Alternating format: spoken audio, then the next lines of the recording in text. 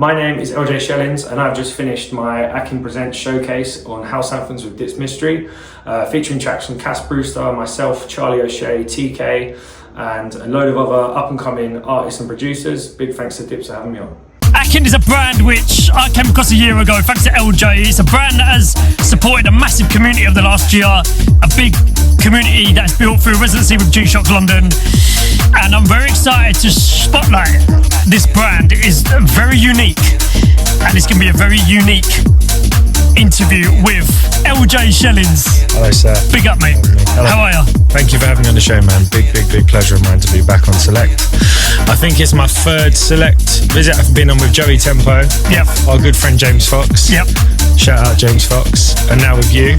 Very honoured. Thank you, Select, for highlighting up-and-comers and hosting shows like this. And thank you to you for having me on, mate. Thank you very much. It's been a pleasure. I mean, this is a long time coming, this one. It is, yeah. We've delayed a couple times. I think, as most people in most industries, actually, just it works when it's supposed to work. Yeah, exactly. Literally It's worked out nicely this week. So it's a good time to come on and chat to you. So, yeah, absolutely. You. First of all, tell us about your journey. Tell us about your background before we go into AKIN. Like, how did it all begin with you? My name is Liam, aka LJ Shellings. I am South London born and raised, so I grew up in Gypsy Hill, South London. I DJ'd a little bit when I was a kid and then came back into it around about COVID time. Yep. Taught myself to DJ digitally around COVID time. Went out and did all the pubs. Like, you know, if there's a Rub pub in South London I haven't done, I'll be amazed. I've done all the worst pubs, bars. Went through to carry on doing places like All Bar One, and then sort of more places where you can play sort of open format, and then I switched into places where you can play more club music. Yep. Very fortunately ended up Amersham Arms. I was a resident there for quite a time, and then AKIN as a company, we took that over on Saturday nights. You did that for quite a while, didn't you? Yeah, so it was something I was looking at trying to move to play regularly, because I really think there's great value in doing residencies.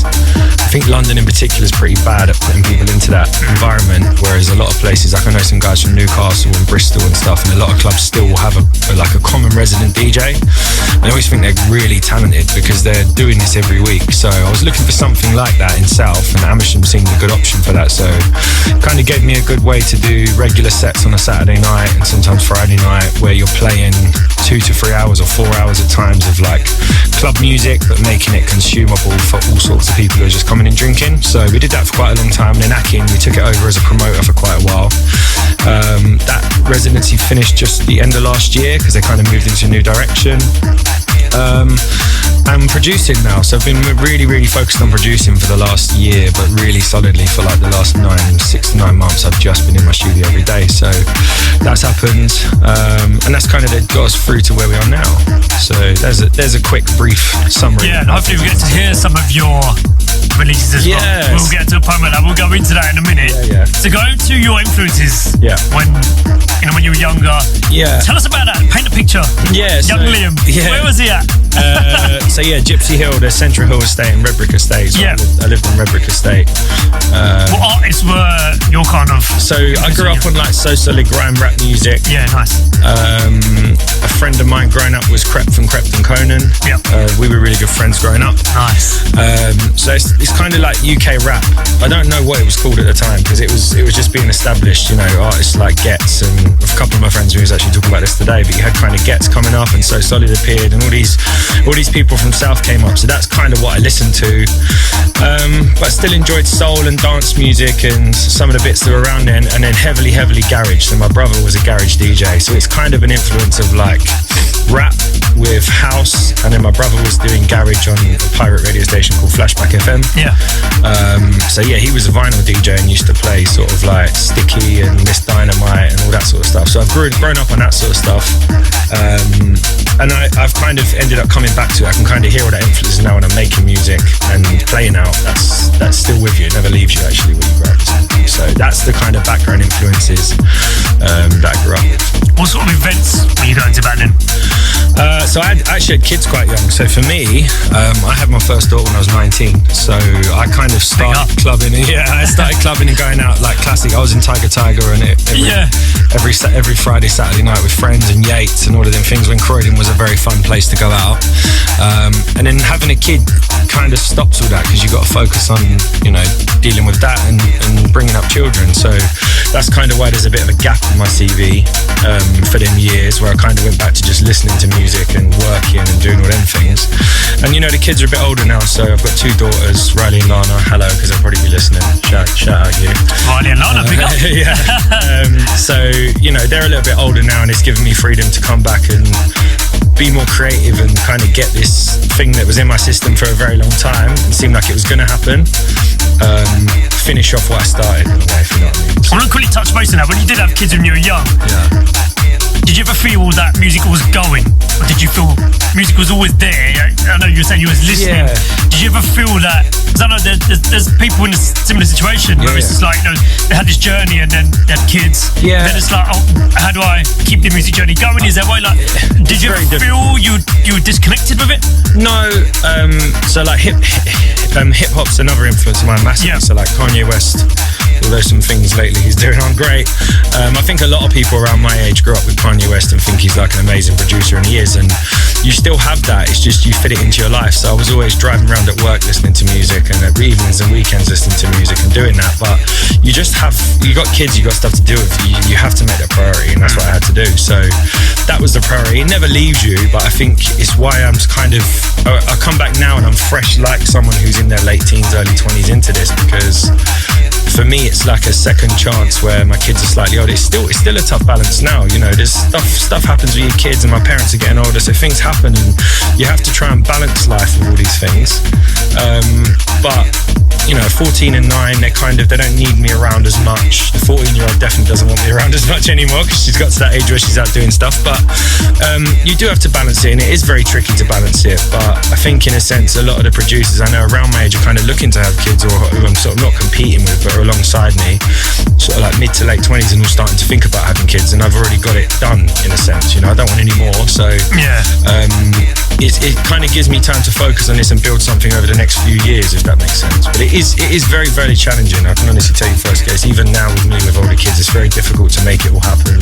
I've still got a day job at the minute, so you try and balance, you know, running an events company, making music, DJing, booking people, dealing with admin, the DMs I get, with everything. It's a lot to deal with. I'm not complaining, you know, I don't really sound as good as like the best job in the world, but it is, you know, there's no denying it's a very difficult task balancing that. Well, I'll tell you how well you've done and you're doing. I mean, you've supported the likes of LF System, Chasing Status, Girls Don't Sink, Young Sing, just to name of very few. You've debuted Amsterdam, you've headlined XOYO, and you're also a finalist of the back-to-back DJ competition as well. I mean, that's a little sprinkle of LJ Shellings. They're all amazing things, and I really enjoyed all of them. One particular thing I want to highlight there is back-to-back. Yeah, how does that work? Like, what's the format of the competition? It's a battle system. I think you've had rap battles a lot in history and stuff. Yeah. And DJ battle was a concept that Kat came up with at Faded Society. Her DJ name is Faded Society and the company is Faded Society. So back-to-back DJ battle was a really amazing thing for me last year, because I'm very quick mixing and I'm very technical when I mix, and it kind of suited me perfectly. But aside from the technical side of the mixing, meeting Kat was one of the best things that's happened to me. She's amazing, and a lot of the people I met through that are now really good friends of mine. Dylan Cook, who won last year, like, the guy is unbelievable. From New Zealand originally, unbelievable DJ. I made it to the semi-final of the grand final of that. And Cheddar Bread, me and Cheddar Bread went to get each other, and it was a great example of why that competition's so good, because I did a mix, and it was the level of that was semi-final was you had to bring an a cappella into a 5-minute set. Right.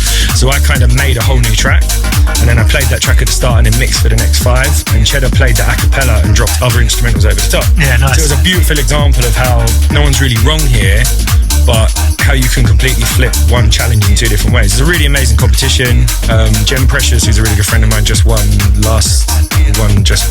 previous one to me now. There's 4, I think, this year. My friend Sadiq Bello's in the next one next month, I think in 2 or 3 weeks. So really good competition, really good learning. You learn so much, you meet some really good people, so it's really good to be involved in. Is it one of the things where you've got it or you don't? Yes. Yeah. It's very difficult to get on in the final. And it requires a certain skill set of a DJ. It requires a very specific set of skills. Plenty of people have it, and it doesn't mean you're right or wrong. It doesn't mean you're the best DJ in the world if you win it or you don't. It's just there's a very specific skill set to each part of it, and that's what it's a good challenge for, because there's different challenges in each round that challenge you in different ways. So it suits different type of DJs better than others. But just honestly, overall, like, I picked up a lot of marketing tips from Kat, and Kat's helped me with some things like that. It was overall just a really, really positive, really good experience. I'd recommend anyone get involved in. It's really good the way you kind of shaped yourself from young Liam into, creating different versions of yourself, really. Listen to different sorts of music. I'm sure you heard loads of different music when you were, bringing up your kids as well. Then learning the skill set, being the skill set. We've been doing Baby Shark. Baby Shark. A little, I haven't dropped that anyway yet. But it's just life. Like, it's like any skill set or anything you have, especially creatively. Like, the more experiences you have, the better you're going to be at that. So I've had lots of life experience, lots of fun times, lots of bad times, and it shapes you into who you are, and it gives you all these different perspectives and takes on things, and you can go in different ways. So, and now moving forward to one of your biggest experiences so far with AKIN. Yes. So tell us about AKIN. How did it all form?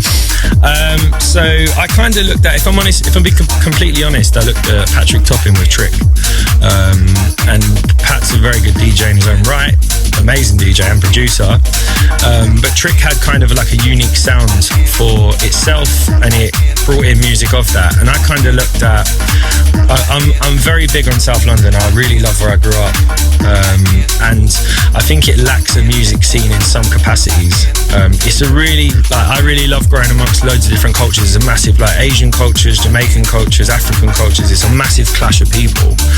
So it's got a lovely blend of different types of communities and cultures and venues. But I find some of the venues aren't really sure how to do it, so it kind of gets bonded together by drinking. And one thing for me with AKIN was I wanted to kind of showcase the sound I grew up in, which reflects that culture and all the mishmash of everything we had growing up, which I'm very grateful for, and kind of put it into a sound. And also, there's a lot of poverty and things like that in South London, and there's a lot of really talented people who aren't sure of the way, they haven't got the education to market themselves correctly, and they haven't got the access to equipment to produce or DJ, so they kind of get left behind. So we're at stage 1 with AKIN now, where it's like, I'm trying to put people on, and I'm trying to give people sets and opportunities, and I'm trying to make it all based in South. In the future, I'd very much like to help people from that community who can't afford to do these things, with like lessons on DJing, or how do we get them equipment, and this is why, so we've got Toller Thursdays now in Peckham, Toller in Peckham on Thursdays. We run an open decks from 10 to 11, and that's very much like, turn up between, if you turn up early enough, you get to play for 15-20 minutes. If only you turn up for open decks, do an hour, so like, I'm trying to give people that opportunity to play at these venues, because it's completely different. Even if you are lucky enough to be able to have decks and play in your bedroom, you go to someone like Todd and you've got a Function 1 sound system, you've got booth monitors, you've got probably bigger decks than you've got at home. So like, it's just trying to get people used to that, which is something I experienced myself going from a DJ 400 to nightclubs. I went from a DJ 400 and then went and played at XOY on TJ 3000, and it was like, similar, but you're limping through it, and you haven't got the access to equipment that someone will have when they're playing properly. So it's about bringing people through, highlighting people, showcasing some people who probably aren't as good at highlighting themselves. That's the basic fundamentals, and how I do that is in multiple different ways through radio and events. Over 50 sellout shows with AKIN you've had in the first year and a half.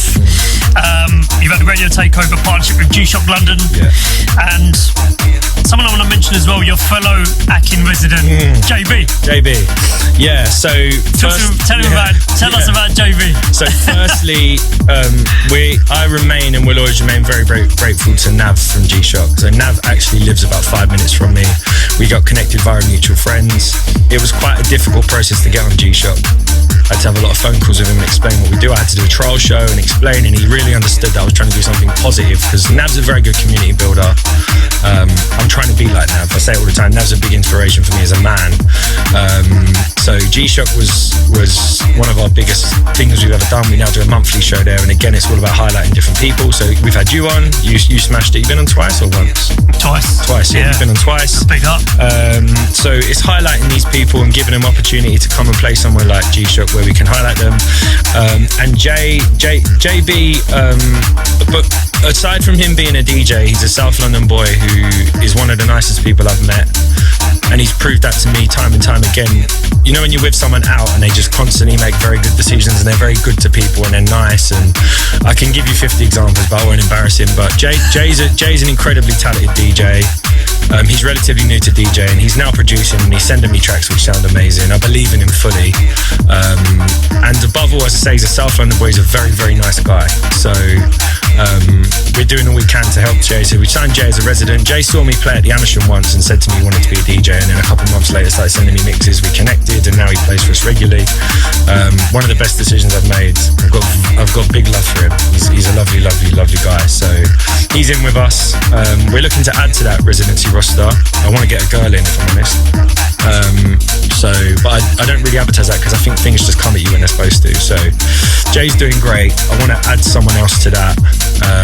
Another upcoming South London girl. I'm not sure who. It will come when it comes. But yeah, you're going about it the right way. You know, building a community with purpose, with intent as well. But you're also adding to the love of what you do, but also to the people you're bringing in. That's it. As well, and just spotlighting. Yeah, that's it. Other people I know you spotlighted. The guy under us right now, Cass Brewster. I mean, thank you for telling me about him, because his records are amazing. Yeah, Cass underneath Wild Wednesday. So Cass is someone I met via JB actually. Right, okay. He lives Old Kent Road, so he's very near Amersham. He's another South London boy. And honestly, I met him and he sent me some tracks and I was blown away. I think like you. I think I had you, Mira, and someone else on G-Shock. Might have been Pete. My mate Pete from Brighton. And I brought, Cass was in that day as well. And I brought Cass in and I was like, you've got to hear these guys' tunes, man. And everyone I've sent Cass's tunes to are just like, how is this guy not massive? Because the guy's just got, the output is insane.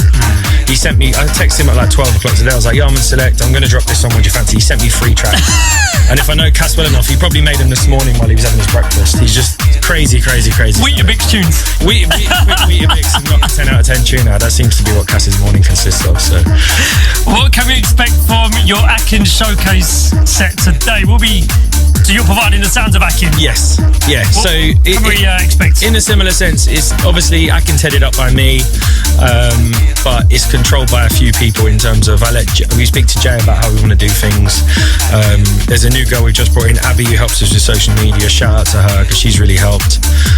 So it's kind of driven by me, but on top of that, what I've got my usual where I don't really plan a playlist. So I've got my normal USB that I play everywhere. Yep. But the playlist I've made for today is all up and coming producers who I've met, who I know, who are friends of mine who've sent me tunes. And it's again what AKIN's about. It's about highlighting these people so you can hear their tunes and I can sort of point you in their direction. There's a few of mine as well on there which I might play, but yeah, it's just about putting people on and highlighting and showcasing it. You know, there's a lot of talented people coming up in this underground scene at the minute that's actually like thriving. So let's highlight some of them on the radio. Big shout to Select for having us and allowing us to do that. So yeah, it's a mix of my sound mixed with some of the people I've met recently whose sound kind of aligns with us.